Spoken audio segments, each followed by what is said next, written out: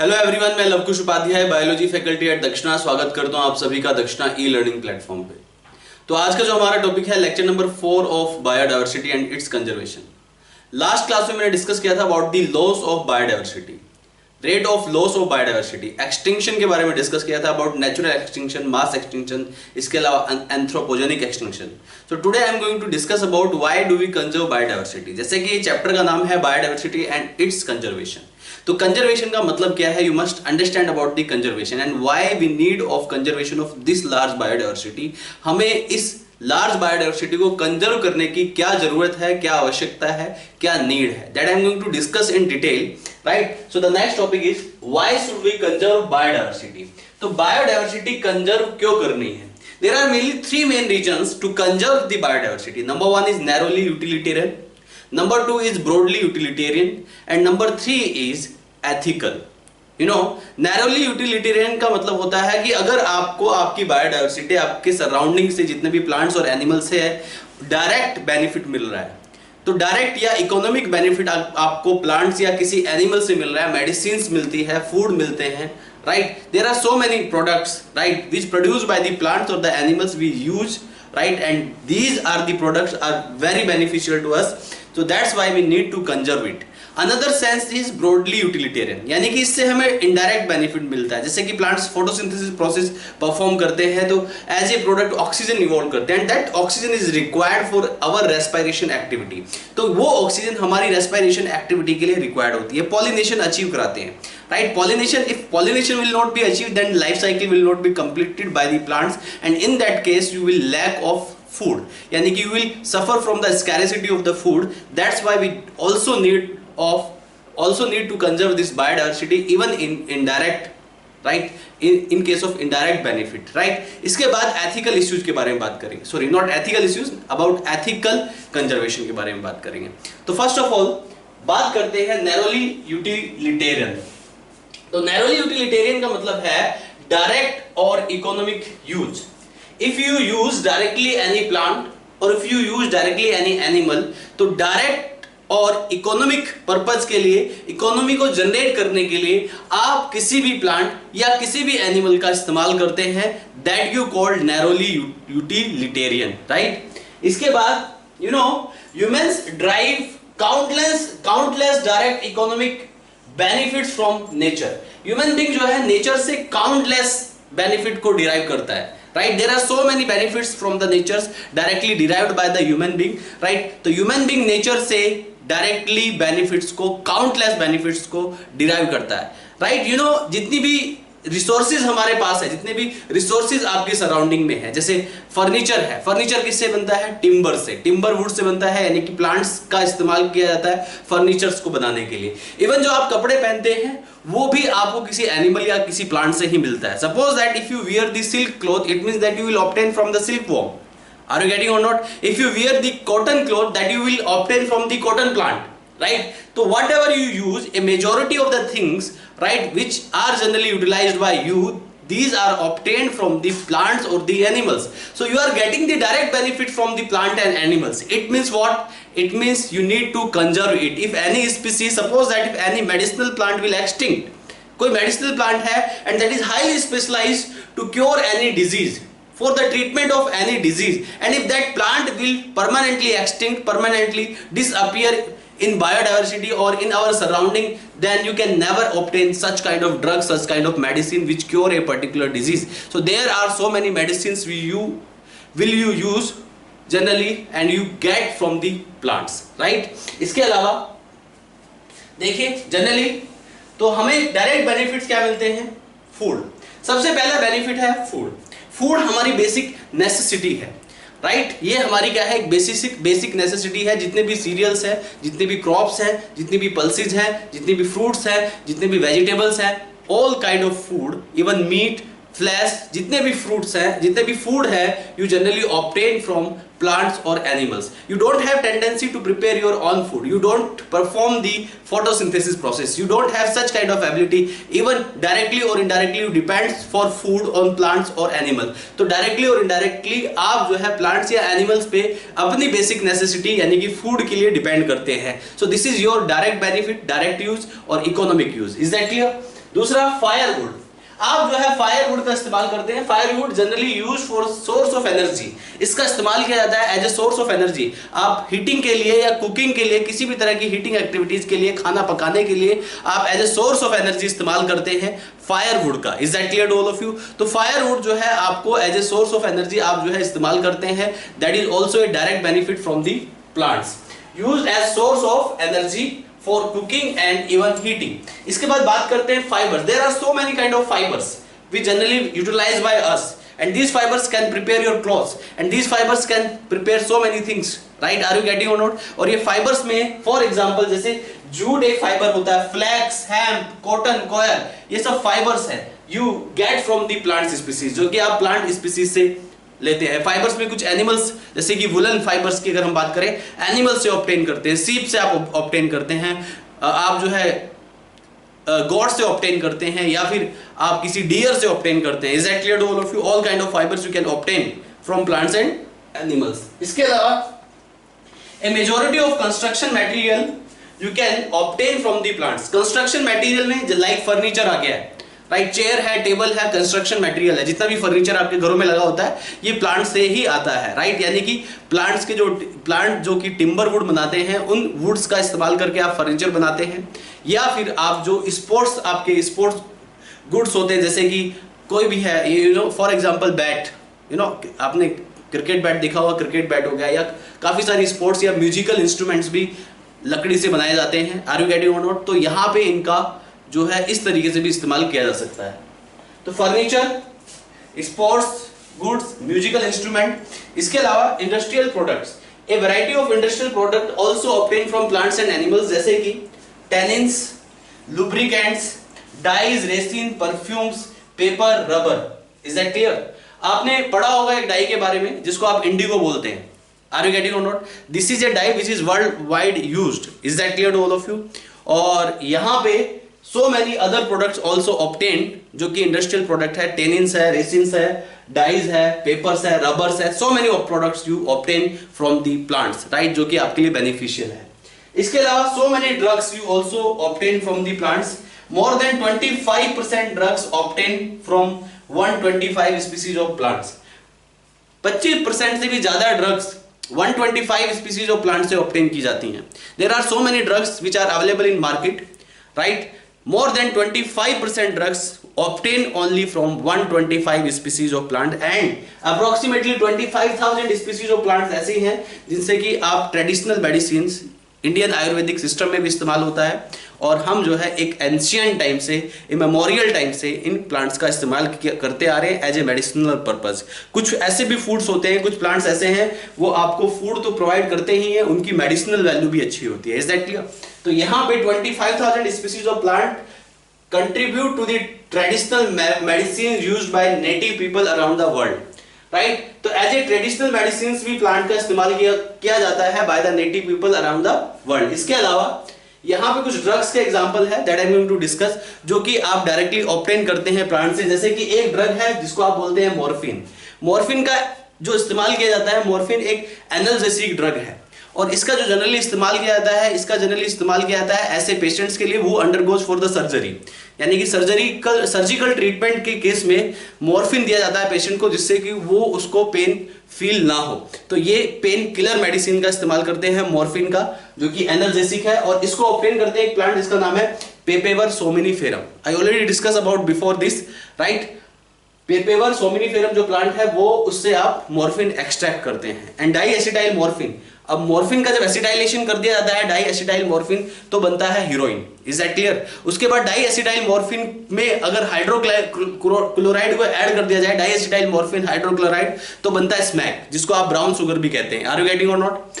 तो मॉर्फिन से जो है एज ए मेडिसिन इसका इस्तेमाल किया जा सकता है, एज ए ड्रग्स इसका इस्तेमाल किया जाता है फॉर दी सर्जिकल ट्रीटमेंट। इसके अलावा क्विनाइन जो है एक बहुत पुरानी ड्रग्स है, and the plant quinine which is generally found in India, West Indies, Sri Lanka, right? तो जितनी भी एशियन कंट्रीज है, ए majority of south Asian countries, जो साउथ में जो एशियन कंट्रीज है उनमें प्लांट पाया जाता है जिसका नाम है सिनकोना प्लांट। सिनकोना प्लांट से क्वाइनाइन ड्रग्स निकाली जाती है, and that is completely anti malarial, यानी कि मलेरिया के ट्रीटमेंट के लिए इस ड्रग का इस्तेमाल किया जाता है, सिनकोना का। Are you getting? इसके अलावा आर्टिमेसिन भी एक एंटी मलेरियल ड्रग है और इसको एक्सट्रैक्ट किया जाता है आर्टिमेशिया एनुआ प्लांट से इसको एक्सट्रैक्ट किया जाता है आर्टिमेसिन को, and that is also anti malarial drugs. So there are so many medicine और so many drugs you directly obtain from the plants, right. So that's why we need to conserve these plants. इसके अलावा taxol is another kind of medicine that is anti cancerous. ये anti cancerous property होती है taxol में, इस medicine का इस्तेमाल किया जाता है, मार्केट में अवेलेबल है, एंटी कैंसरस प्रॉपर्टी होती है, राइट. और इसको जो ऑब्टेन किया जाता है वो ऑब्टेन किया जाता है बार्क ऑफ यू. तो बार्क ऑफ यू से इसको ऑब्टेन किया जाता है. इसके बाद विनक्रिस्टिन एंड विनब्लास्टिन, ये दो drugs most popular anti cancerous drug है, विनक्रिस्टिन एंड विनब्लास्टिन, राइट. इनको एक प्लांट जिसका नाम है कैथेरेंथस रोसियस प्लांट से विनक्रिस्टिन एंड विनब्लास्टिन जैसी मेडिसिन को एक्सट्रैक्ट किया जाता है और ये भी एंटी कैंसरस है. क्या है ये? Anti cancerous. इसके अलावा एक ड्रग है जिसका नाम है रेसरपिन, और रेसरपाइन भी आप इसको बोल देते हैं. ये रेसरपाइन जो ड्रग्स है ये रोवोल्फिया सर्पेंटिना एक प्लांट है जो कि हिमालयन रेंज में पाया जाता है. रोवोल्फिया सर्पेंटिना ये उस प्लांट से ऑब्टेन किया जाता है जिस ड्रग का नाम है रेसरपाइन. और इस रेसरपाइन का जो इस्तेमाल किया जाता है जनरली इसको मेडिसिन ऑफ मैड कहा जाता है. इसको क्या कहा जाता है? Reserpine is the medicine of mad.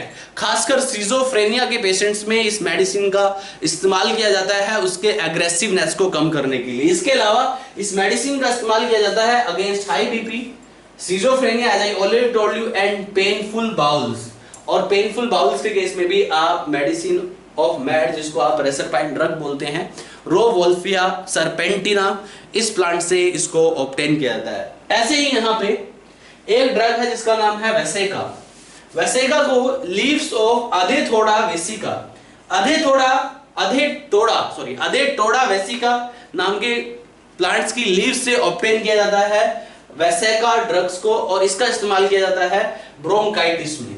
Is that clear? इसके अलावा यहाँ पे एक ड्रग है जिसका नाम है लिक्वेराइज ग्लाइसिराइजा ग्लोबरा, राइट. ग्लाइसिराइजा ग्लोबरा से ऑब्टेन किया जाता है और इसको ब्रोंकाइटिस में इस्तेमाल करते हैं. तो ये कुछ एग्जांपल्स हैं मेडिसिन के, ड्रग्स के, जो कि हम काफी सारे ट्रीटमेंट में इन मेडिसिन को, इन ड्रग्स को इस्तेमाल करते हैं. आर यू गेटिंग और नॉट? ये आपको याद रखने बहुत जरूरी है. ये example, these examples are more than enough and these can easily you can see even when you will solve the question paper. तो उसमें आपको ये क्वेश्चंस मिल जाएंगे कहीं ना कहीं, ये एग्जांपल से रिलेटेड क्वेश्चन आपको मिल ही जाएंगे, राइट. Is that clear? तो ये एग्जांपल्स आपको याद रखने हैं. हालांकि इसमें से कुछ एग्जांपल जैसे विनक्रिस्टिन, विनब्लास्टिन, ये मैं पहले ह्यूमन हेल्थ एंड डिजीज में भी डिस्कस कर चुका हूँ. क्विनाइन को मैं ह्यूमन हेल्थ एंड डिजीज में डिस्कस कर चुका हूँ. मॉर्फिन को मैं पहले डिस्कस कर चुका हूँ, राइट. तो दो चार, रेसरपाइन को मैं पहले डिस्कस कर चुका हूँ.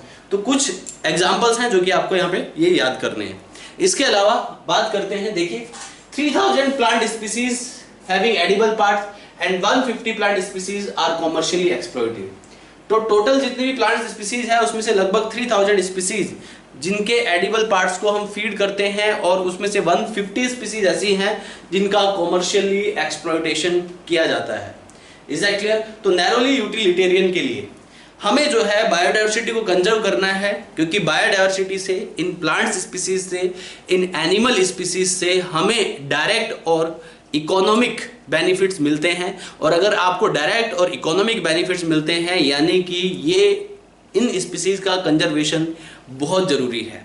Otherwise you will not able to get such kind of direct और economic benefits. Is that clear to all of you? इसके बाद है ब्रॉडली यूटिलिटेरियन. अगर हम बात करें ब्रॉडली यूटिलिटेरियन की, यानी कि यहाँ पे ब्रॉड सेंस में, यानी कि आपको जो है इनडायरेक्ट बेनिफिट्स मिलते हैं प्लांट से, जैसे कि यहाँ पे इकोसिस्टम सर्विस मैं लास्ट चैप्टर इकोसिस्टम में भी डिस्कस कर चुका हूँ. ब्रॉडली यूटिलिटेरियन का मतलब है कि जो आपको एज ए इकोसिस्टम सर्विस मिल रहा है, यानी कि आपका इकोसिस्टम आपको सर्विस प्रोवाइड कर रहा है, इकोसिस्टम सर्विसेज कहेंगे. और ये आपके लिए इनडायरेक्ट यूज और इनडायरेक्ट बेनिफिट्स है, these are not direct benefits. तो इनडायरेक्ट बेनिफिट्स में like oxygen, right. Oxygen, you know, oxygen is required for the aerobic respiration, for the respiration activities, for the energy production in your body. and oxygen का जो major source होता है वो आपकी surrounding में plants होते हैं. जहाँ पे प्लांट्स ज़्यादा होते हैं, राइट, जहाँ पे प्लांट्स डेंस होते हैं, तो प्लांट्स आपकी अगर लोकेशन में ज़्यादा है तो इट मीन्स आपको ज़्यादा ऑक्सीजन मिल रही है, क्योंकि प्लांट जो है जब फोटोसिंथेसिस प्रोसेस परफॉर्म करते हैं और as a photosynthesis process as a product वो जो है ऑक्सीजन इन्वायरमेंट में रिलीज करते हैं और वो ऑक्सीजन जो है आप अपटेक कर लेते हैं। तो ऑक्सीजन की रिक्वायरमेंट को फुलफिल करने में प्लांट्स हेल्प करते हैं। दूसरा pollination, there are so many insects like bees, bumble bees वगैरह, wasp, so many species of insects which achieve the pollination, जो कि पॉलिनेशन को अचीव कराती है। और अगर पॉलिनेशन अचीव नहीं होगा तो प्लांट्स अपनी लाइफ साइकिल को कंप्लीट नहीं कर पाएंगे। और अगर प्लांट्स अपनी लाइफ साइकिल को कंप्लीट नहीं कर पाएंगे, in that case what will happen, अगर प्लांट्स लाइफ साइकिल को कंप्लीट नहीं कर पाएंगे तो आप उन प्लांट से फायदा नहीं उठा सकते हैं, उन प्लांट से डायरेक्ट बेनिफिट्स या इनडायरेक्ट बेनिफिट ले ही नहीं पाएंगे, क्योंकि पॉलिनेशन अचीव नहीं हो पाएगा, लाइफ साइकिल कंप्लीट नहीं होगी और ऐसे केस में वो प्लांट स्पीसीज का एक्सटिंक्शन हो जाएगा, यानी कि वो जल्दी ही विलुप्त हो जाएगी। Is that clear? तो पॉलिनेशन भी रिक्वायर्ड है। इसके अलावा aesthetic pleasure, there are aesthetic aesthetic pleasure also given to you by the plants. Aesthetic pleasure का मतलब ये है, right, when you see in your surrounding so many flowers, अगर आप फ्लावर्स को देखते हैं, फुल ब्लूमिंग फ्लावर्स को देखते हैं, right, that is a kind of aesthetic pleasure. Is that clear to all of you? कहीं पे कोई कुको जो है, यानी कि जो कोयल है, उसकी आवाज़ आप सुनते हैं, वो भी एक एस्थेटिक प्लेजर है। तो आपके नेचर में ऐसी ऐसी एक्टिविटीज होती हैं, राइट, आपके सराउंडिंग में, जो कि आपको एक एस्थेटिक प्लेजर देती है, यानी कि एक एक अलग ही तरह की फीलिंग प्रोवाइड करता है आपका नेचर आपको। तो वो एस्थेटिक प्लेजर जो पॉसिबल है just because of that biodiversity, just because of plants, presence of plants और प्रेजेंस ऑफ एनिमल्स। इसके अलावा फ्लड, ये this is flood and erosion control. Plants की जो स्पीसीज होती हैं, वो प्लांट जनरली उनके जो रूट्स हैं वो सॉइल पार्टिकल को होल्ड करके रखते हैं। अगर प्लांट्स की स्पीसीज सॉइल पार्टिकल को होल्ड करके रखती हैं तो इट मीन्स वहाँ पे सॉइल इरोजन का प्रिवेंशन हो जाता है। और ये प्लांट्स स्पीसीज अगर सॉइल पार्टिकल को होल्ड करके रखती है और जनरली, इज दैट क्लियर, तो ये जो है इवन प्रिवेंट दी फ्लड को भी रोकने का काम करती हैं, बिकॉज ये होल्ड करके रखती है लैंड को। These plants will hold the lands, it means these plants can prevent the flood and erosion। तो ये indirect आपको benefits मिल रहे हैं, right? तो जो indirect benefits है, यानी कि that you call broadly utilitarian। Is that clear to all of you? तो ये हो गया narrowly utilitarian, broadly utilitarian। इसके बाद another one is ethical। ethical conservation भी बहुत जरूरी है। देखिए next is ethical, ध्यान दीजिएगा प्लीज।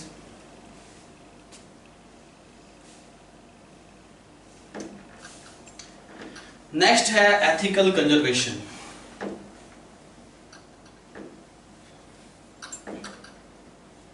Please listen carefully.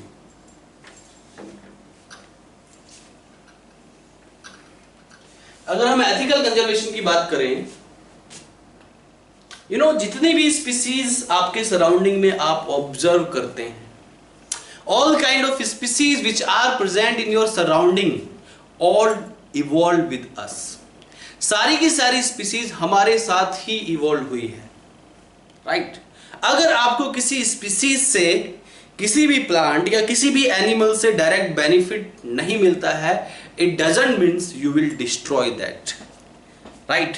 ये आपकी मोरालिटी, ये आपके एथिक्स नहीं कहते हैं कि अगर आपको किसी से बेनिफिट नहीं है, नेचर में ऐसी बहुत सारी चीजें हैं जो एग्जिस्ट करती है, उनसे आपको डायरेक्ट बेनिफिट नहीं मिलता है, लेकिन वो इनडायरेक्ट बेनिफिट कहीं ना कहीं देती है। हर स्पीसीज का अपना एक इंट्रिंसिक कैरेक्टर होता है, हर स्पीसीज की एक इंट्रिंसिक वैल्यू होती है, and we should respect that. हमें उसकी रेस्पेक्ट करनी चाहिए, हमें उसको डिस्ट्रॉय नहीं करनी चाहिए, and this is the moral duty of all of us, right. ये हमारी सभी की एक मॉरल ड्यूटी है। Even this is our responsibility to conserve this biodiversity. Are you getting on board? जितने भी नेशंस हैं, जितनी भी कंट्रीज हैं, राइट, ये जितनी भी बाउंड्रीज हैं, इज दैट क्लियर, जितने भी बॉर्डर्स हैं, वो सब हमारे लिए हैं, वो सब ह्यूमन बीइंग के लिए हैं, लेकिन वो सब बॉर्डर्स, वो सब boundaries in plants, in animals, यानी कि इस बायोडाइवर्सिटी के लिए नहीं है। तो वो बायोडाइवर्सिटी किसी भी नेशन से बिलोंग करती हो, and this is our responsibility to protect that. अगर हमने ऐसा नहीं किया तो मैंने आपको कंसिक्वेंसेस बता ही दिए हैं। अगर हम इस बायोडाइवर्सिटी को कंजर्व नहीं करते हैं और इसी रेट से हम जो है इनको डिसअपियर करते जाएंगे ह्यूमन एक्टिविटीज की वजह से, एंथ्रोपोजेनिक एक्सटिंक्शन जिसको आप 6th मास एक्सटिंक्शन भी कहते हैं, and that is 100 to 1000 times greater than before, यानी कि ग्रेटर देन जो प्रीवियस मास एक्सटिंक्शन था। Is that clear to all of you? अगर इसी रेट से स्पीसीज डिसअपियर होती रही तो within 100 of years, within a century, you will lose your 50% biological और biodiversity wealth। and अगर आपने इतनी सारी स्पीसीज को लॉस कर दिया आपकी एक्टिविटीज की वजह से, ह्यूमन एक्टिविटीज की वजह से, पॉल्यूशन की वजह से, ओवर एक्सप्लोटेशन की वजह से, या किसी भी एक्टिविटी की वजह से अगर ये स्पीसीज वाइप्ड आउट हो जाती है हमारे प्लेनेट से, तो आपकी एग्जिस्टेंसी भी खतरे में पड़ सकती है। आर यू गेटिंग और नॉट? Is that clear? तो आपकी एग्जिस्टेंसी, राइट, ह्यूमन एग्जिस्टेंसी पे सवाल खड़ा हो जाएगा। ह्यूमन एग्जिस्टेंसी भी पॉसिबल नहीं हो पाएगी। मैंने आपको बताया था राइवर्ट-पॉपर हाइपोथेसिस। राइवर्ट-पॉपर हाइपोथेसिस के मतलब मैंने आपको राइवर्ट्स बताया था। राइवर्ट्स को उन्होंने स्पीसीज से कंपेयर किया, इज दैट क्लियर, और एक प्लेन को कंप्लीट इकोसिस्टम से कंपेयर किया। अगर धीरे धीरे राइवर्ट्स जो कि एज ए स्पीसीज रिमूव करते जाएंगे तो एरोप्लेन जो है वो, राइट, उसकी जो फ्लाइट है वो क्रिटिकली एंडेंजर्ड हो जाएगा, यानी कि डिसबैलेंस हो जाएगा, and that you can compare with this ecosystem. तो इकोसिस्टम अगर डिसबैलेंस हो गया तो हमारी एग्जिस्टेंसी भी पॉसिबल नहीं हो पाएगी, राइट। तो ये वही वाली बात होगी कि हमने जो है, राइट, कुल्हाड़ी को अपने ही पैर पे मार लिया है। Is that clear? तो ये हम सभी की रिस्पॉन्सिबिलिटी है कि हमें इन्हें प्रोटेक्ट करना है। तो देखिए, ethical conservation, you must understand about this. आपकी मोरल ड्यूटी बन जाती है इन प्लांट्स को, इन एनिमल्स को कंजर्व करना। एथिकल कंजर्वेशन, ठीक है। ऑल स्पीसीज इवॉल्व विद अस, हमारे साथ ही जितनी भी प्रजातियां हैं वो हमारे साथ ही इवॉल्व हुई है। और सभी स्पीसीज की, चाहे वो प्लांट स्पीसीज हो या एनिमल स्पीसीज हो, all species having intrinsic value, उनकी इंट्रिंसिक वैल्यू होती है। It doesn't mean we get direct benefit from that, direct benefits from them, but they have some intrinsic value and we need to protect them। हमें ऐसी प्रजातियों को protect करना है। Is that clear to all of you? सभी प्रजातियों को, this is our moral duty,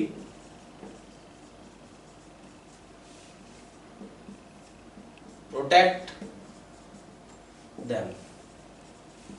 तो मोरालिटी आपको क्या कहती है, आपके एथिक्स आपको क्या कहते हैं कि जितनी भी सराउंडिंग में स्पीसीज है, प्लांट स्पीसीज है, not to destroy them and you need to protect them. Is that clear to all of you? So this is all about conservation of biodiversity. Why do we conserve of biodiversity? Why do we need of conservation of biodiversity? तो इसमें narrowly utilitarian मैंने बता दिया, broadly utilitarian बता दिया, इसके बाद ethical conservation भी मैंने आपको बता दिया कि ये हमारे एथिक्स हैं, हमारी मॉरल ड्यूटी है कि हमें इनको प्रोटेक्ट करना है। इसके बाद अब आप जो है, मैंने ये तो बता दिया आपको कि हमें इनको क्यों प्रोटेक्ट करना है, हमें बायोडाइवर्सिटी को कंजर्व क्यों करना है, लेकिन आपको ये भी पता होना चाहिए कि हमें बायोडाइवर्सिटी को कैसे कंजर्व करना है। Are you getting or not? So how do you conserve this biodiversity? That I am going to discuss now. So listen carefully. So next is how do we conserve biodiversity?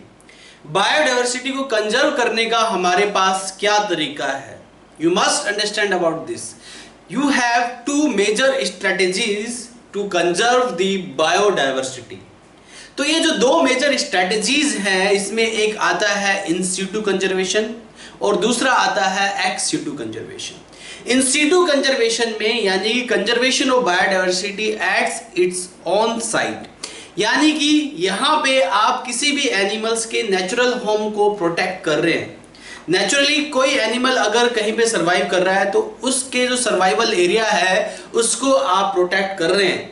Natural forest area that is the natural home of wild animals या wild plants, you need to protect that, यानी कि in situ conservation है वो, right, that you called in situ conservation.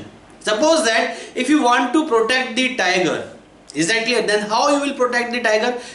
You need to protect the forest. Will in that case tiger will protect on self. Is that clear? तो tiger जो है खुद ब खुद प्रोटेक्ट हो जाएंगे, राइट, अगर आप किसी फॉरेस्ट एरिया को प्रोटेक्ट कर देते हैं। Is that clear to all of you? बात समझ में आ रही है? ये हुआ इन सीटू कंजर्वेशन। लेकिन एक्स सीटू कंजर्वेशन भी आप परफॉर्म करते हैं। सपोज दैट कोई ऐसी स्पीसीज है जो कि उसके नेचुरल हैबिटेट में वो विलुप्त होने के कगार पर है, यानी कि वो एक्सटिंक्ट हो सकती है उसके नेचुरल हैबिटेट में, तो आप ऐसी स्पीसीज को उसके नेचुरल हैबिटेट से निकाल के अंडर ह्यूमन केयर रखते हैं, that you called ex situ conservation. So first of all, I will discuss in detail about the in situ conservation. So listen carefully. तो in situ conservation emphasize protection of whole ecosystem. ये जो है emphasize करता है protection of whole ecosystem. तो emphasize protection of whole ecosystem that you call in situ conservation. It means we save the entire forest to save the tiger. If you want to save the tiger, you need to save the entire forest. तो entire forest को आप protect कर रहे हैं, entire forest को आप save कर रहे हैं, that you called in situ conservation. It includes hot spot protected areas. तो हॉट स्पॉट्स में देखिए, हॉट स्पॉट्स है क्या? Hot spots are the richest and most threatened reservoir of plants and animal life on earth. तो ये एक reservoir है most threatened plant and animals life का।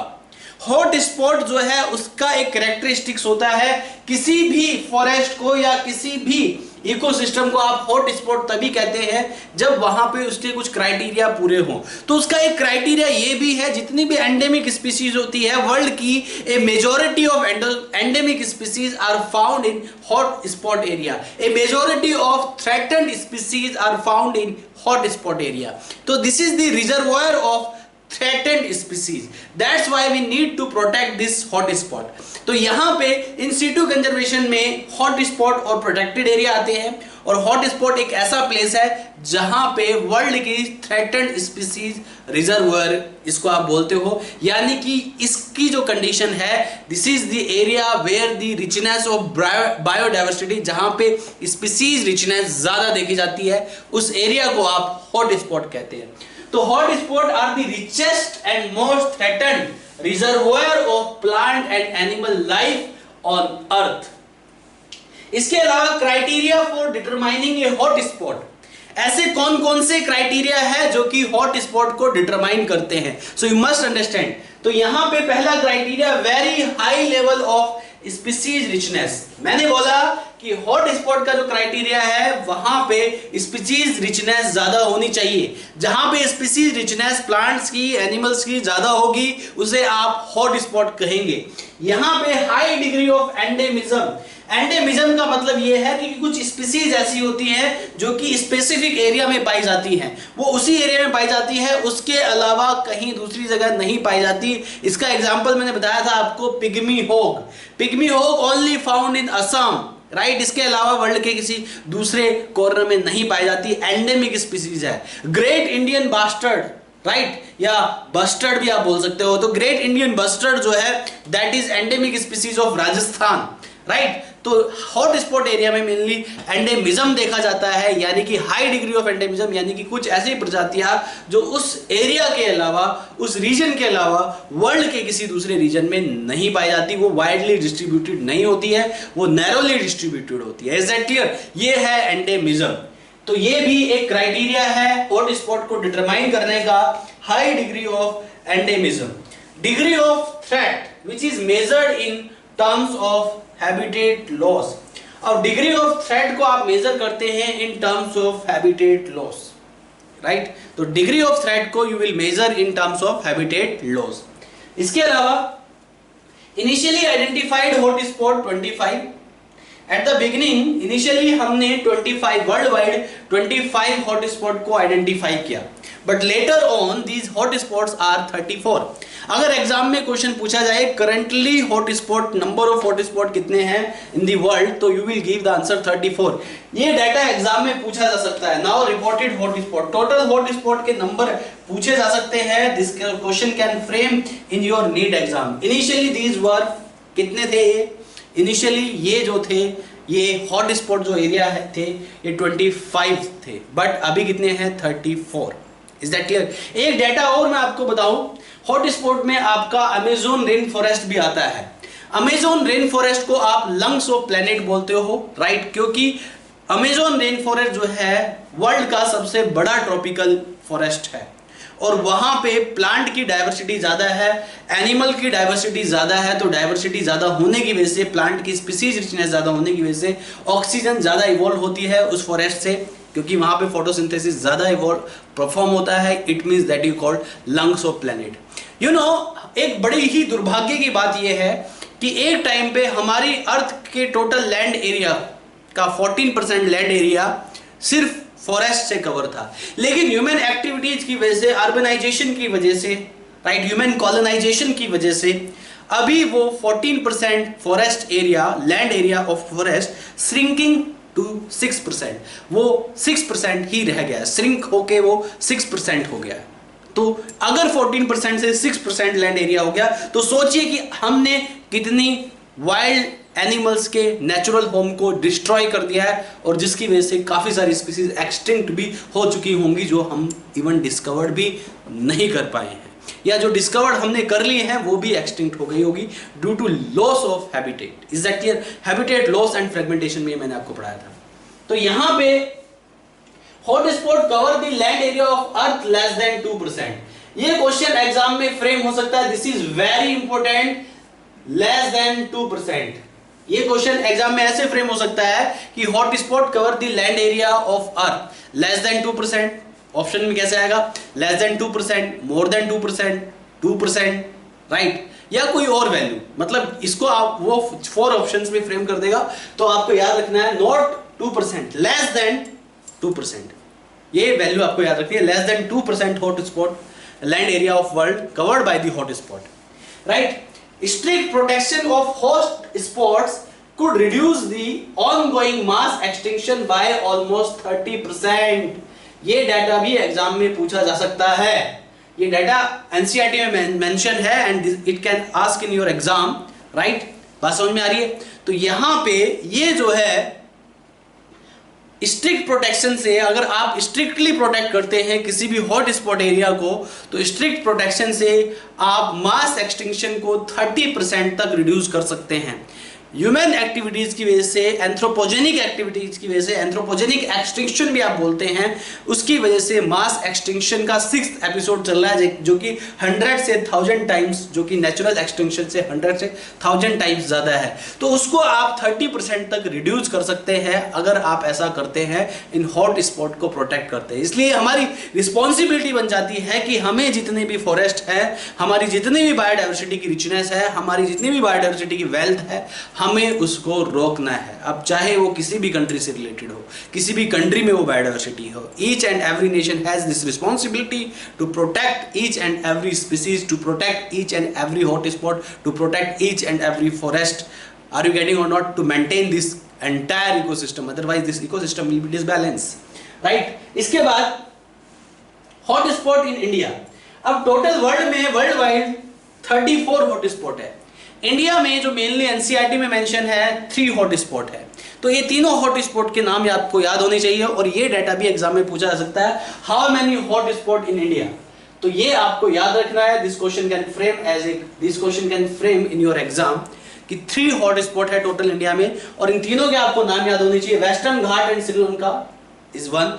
वेस्टर्न घाट क्यों बोलते हैं? वेस्टर्न घाट से ये श्रीलंका में एक्सटेंड है। यहाँ पे एक चीज मैं आपको और बता दूं, ये हॉट स्पॉट जो है not only confined to India, right. ये सिर्फ इंडिया में ही कन्फाइंड नहीं है। जो 3 हॉटस्पॉट इंडिया में हैं, these are not only confined to India but these are extending to other countries also. इनके कुछ पोर्शन दूसरी कंट्रीज में भी एक्सटेंड है, राइट, यानी कि बॉर्डर लाइन पे आते हैं। आर यू गेटिंग और नॉट? तो यहाँ पे 3 मेन हॉटस्पॉट है इंडिया में। तो पहला वेस्टर्न घाट एंड श्रीलंका, दूसरा इंडो बर्मा जो कि नॉर्थ ईस्ट इंडिया में, इज दैट क्लियर, फैला हुआ है। हिमालय जो कि नॉर्थ इंडिया में फैला हुआ है, इज दैट क्लियर। तो यहाँ पे वेस्टर्न घाट और श्रीलंका की बात करते हैं। तो वेस्टर्न घाट और Sri Lanka occur along west coast of India. तो west side of India, west coast of India जिसमें कि कर्नाटका, महाराष्ट्र, केरला, तमिलनाडु, राइट, तो इनका कुछ पोर्शन आता है जो कि वेस्टर्न एरिया में आता है, वेस्टर्न एरिया ऑफ इंडिया। तो यहां पे Western Ghat and Sri Lanka occur along west coast of India through Maharashtra, Karnataka, Tamil Nadu, Kerala, extending over to Sri Lanka. यानी कि यहां पे इंडिया का जो वेस्टर्न रीजन है जिसमें महाराष्ट्र आता है, कर्नाटक आता है, केरला आता है, तमिलनाडु आता है, even you can include Sri Lanka also, क्योंकि श्रीलंका तक एक्सटेंड है ये बायोडाइवर्सिटी वाला रीजन। ये वेस्टर्न घाट में आता है, राइट। इस वेस्टर्न घाट में एक कुछ यहाँ पे मोस्ट पॉपुलर एग्जांपल्स है वेस्टर्न घाट में, जैसे कि मालाबार। ये जो मालाबार है ये वेस्टर्न घाट का एग्जांपल है, वेस्टर्न घाट में आता है। इसके अलावा Agastya Malai, Silent Valley, Ambalam reserve. तो अगस्ता मलाई हिल्स, राइट, और साइलेंट वैली और इसके अलावा अम्बलम रिजर्व, ये मेजर सेंटर्स ऑफ बायोडाइवर्सिटी है of Western Ghat. Are you getting और नॉट? इसके अलावा Indo Burma extend from Bhutan to Myanmar. ये भूटान से लेके म्यांमार तक फैला हुआ है। It is extending from Bhutan to Myanmar और उसी के बीच में covering most of the north eastern India. और ये नॉर्थ ईस्टर्न इंडिया को के मोस्ट ऑफ द पार्ट्स को कवर करते हैं, most of the part of north India को कवर करते हैं, नॉर्थ ईस्ट इंडिया को कवर करता है इंडो बर्मा। इसके अलावा यहाँ पे Himalaya one of the richest hot spot of biodiversity, वो वर्ल्ड का एक रिचेस्ट बायोडाइवर्सिटी स्पॉट है। एंड ये जो कॉन्सेप्ट है, एक चीज और, हॉट स्पॉट का जो कॉन्सेप्ट दिया था, one of the richest hot spot of biodiversity, that is Himalaya, और ये नॉर्थ इंडिया की रेंज में आता है। और कॉन्सेप्ट ऑफ हॉट स्पॉट जो दिया, the concept of hot spot was developed by Norman Myers ने concept of hot spot develop किया। It can frame as question, Norman Myers ने। और ये भी आपको डाटा याद रखना है कि यहाँ पे अगस्ता मलाई हिल, साइलेंट वैली, अम्बलम रिजर्व, ये बायोडाइवर्सिटी सेंटर है। और इवन मालाबार जो कि वेस्टर्न घाट में आता है। उसके अलावा हॉट स्पॉट की अगर बात करें तो ये नियरली 25% प्लांट स्पीसीज को कवर करता है। There are 25% plant species of the world covered by this hot spot. Even 20% of human population lie there.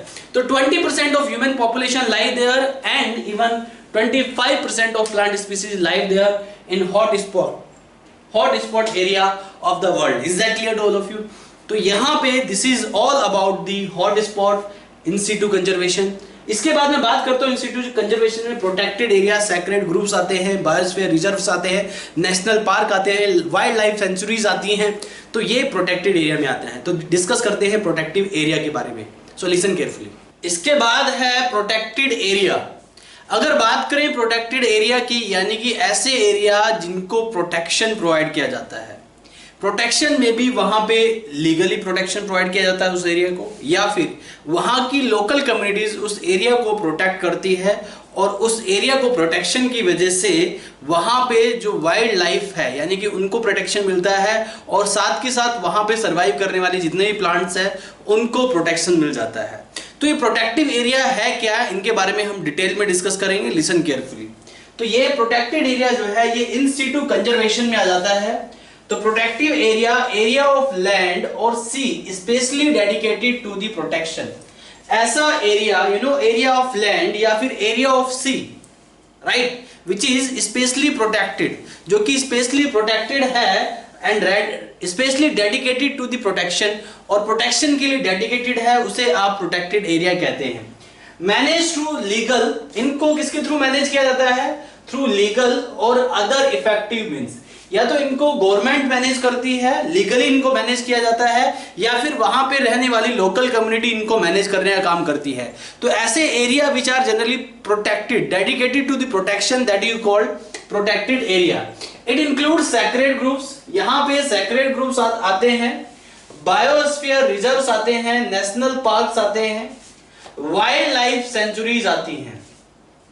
India में टोटल बायोस्फीयर रिजर्व 14 है, नेशनल पार्क 90 है, वाइल्ड लाइफ सेंचुरी 448 है। ये question exam में frame हो जाता है, this is very important question. India में टोटल बायोस्फीयर रिजर्व 14 होते हैं, यानी कि है, नेशनल पार्क 90 है और वाइल्ड लाइफ सेंचुरी जो है 448 है। यहां पे जो बायोस्फीयर रिजर्व है या फिर नेशनल पार्क या फिर wild life sanctuary covering 4.7% land surface as against 10% internationally suggested norms. इस क्वेश्चन को आपको याद रखना है, this question is very very important. यहां पे biosphere reserves, wild life sanctuaries and national park का टोटल एरिया मिला के इंडिया में 4.7% लैंड एरिया कवर करता है, जबकि इंटरनेशनल नॉर्म्स क्या कहते हैं कि ये मिनिमम 10% एरिया कवर करें। Is that clear? इंडिया में 4.7% land area biosphere reserve, wild life sanctuaries and national parks cover करते हैं, जबकि इंटरनेशनल नॉर्म्स के हिसाब से कम 10% होना चाहिए। ये डाटा आपको याद रखना है कि यहां पे biosphere reserve, wild life sanctuaries और नेशनल पार्क कुल मिला के 4.7% एरिया लैंड एरिया कवर करते हैं, लेकिन इंटरनेशनल नॉर्म्स के हिसाब से ये मिनिमम 10% लैंड एरिया कवर करना चाहिए इनको। आर यू गेटिंग और नॉट? तो यहां पे ये हो गया आपका प्रोटेक्टेड एरिया। इसके बाद बात करते हैं नेशनल पार्क की। जैसे कि मैं आपके साथ पहले ही डिस्कस कर चुका हूं, यहां पे जो प्रोटेक्टेड एरिया है इसमें नेशनल पार्क आते हैं, वाइल्ड लाइफ सेंचुरीज आती हैं। आर यू गेटिंग और नॉट? और इसके अलावा यहां पे wild life sanctuaries, national park, biosphere reserve. तो नेशनल पार्क की हम बात करते हैं, वर्ल्ड फेमस नेशनल पार्क, जो अर्लीस्ट नेशनल पार्क है, जिसमें से कि एक आता है येलोस्टोन नेशनल पार्क और दूसरा royal national park. Yellowstone national park is in USA and royal park that is in national park in Sydney और ऑस्ट्रेलिया। तो ये ऑस्ट्रेलिया में प्रेजेंट है, सिडनी में प्रेजेंट है। तो यहां पे ये बात आपको याद रखनी है, earliest national park Yellowstone in USA and the royal national park that is in Sydney Australia. India का जो पहला नेशनल पार्क यानी कि जो अर्लीस्ट नेशनल पार्क माना जाता है इंडिया का, दैट इज जिम कॉर्बेट। तो जिम कॉर्बेट नेशनल पार्क, ये आपको याद रखना है, this is very important, this question can frame in exam. ये दोनों क्वेश्चन आ सकते हैं, earliest national park Yellowstone in USA, the royal park in Sydney Australia. Jim Corbett national park is the first national park established in India. This is very important question, can frame as a question in your exam, right? तो यहाँ पे Jim Corbett national park India का सबसे पहला national park है, ये बात आपको याद रखनी है। अब मैं बात करता हूँ ये नेशनल पार्क होते क्या है। ये national park generally maintain by government, इनको गवर्नमेंट मेंटेन करती है to provide protection to the all kind of plants and animal species, यानी कि फ्लोरा एंड फोना। तो ये reserve for betterment of wild life. तो वाइल्ड लाइफ को reserve करने के लिए, प्लांट्स को, एनिमल्स को रिजर्व करने के लिए इन नेशनल पार्क को गवर्नमेंट मेंटेन करती है। इंडिया में जितने भी नेशनल पार्क है वो सारे के सारे national park maintain by the government to reserve the plants and animal. तो प्लांट्स और एनिमल स्पीसीज को रिजर्व करने के लिए इन नेशनल पार्क्स को मेंटेन किया जाता है, याद रहे आपको। इसके अलावा grazing, falling of tree, habitat manipulation and cultivation are not allowed. यहां पे स्ट्रिक्टली नॉट अलाउड है, किसी भी तरह की ग्रेजिंग नहीं होनी चाहिए, फॉलिंग ऑफ ट्री नहीं होनी चाहिए, हैबिटेट मैनिपुलेशन नहीं होना चाहिए and cultivation are not allowed. तो नेशनल पार्क जो है ये वो होते हैं जिनको नेचुरली मेंटेन किया जाता है, नेचर इनको मेंटेन करता है, इंडियन गवर्नमेंट इनको मेंटेन करती है और यहां पे कोई भी ह्यूमन एक्टिविटी अलाउड नहीं है।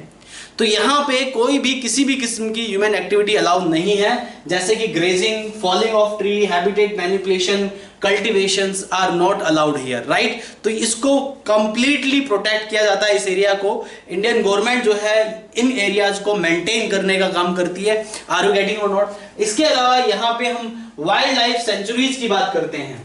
तो ये हो गया नेशनल पार्क। इसके बाद वाइल्ड लाइफ सेंचुरीज की अगर हम बात करें तो tracts of land where animals are protected from all type of exploitation and habitat disturbance।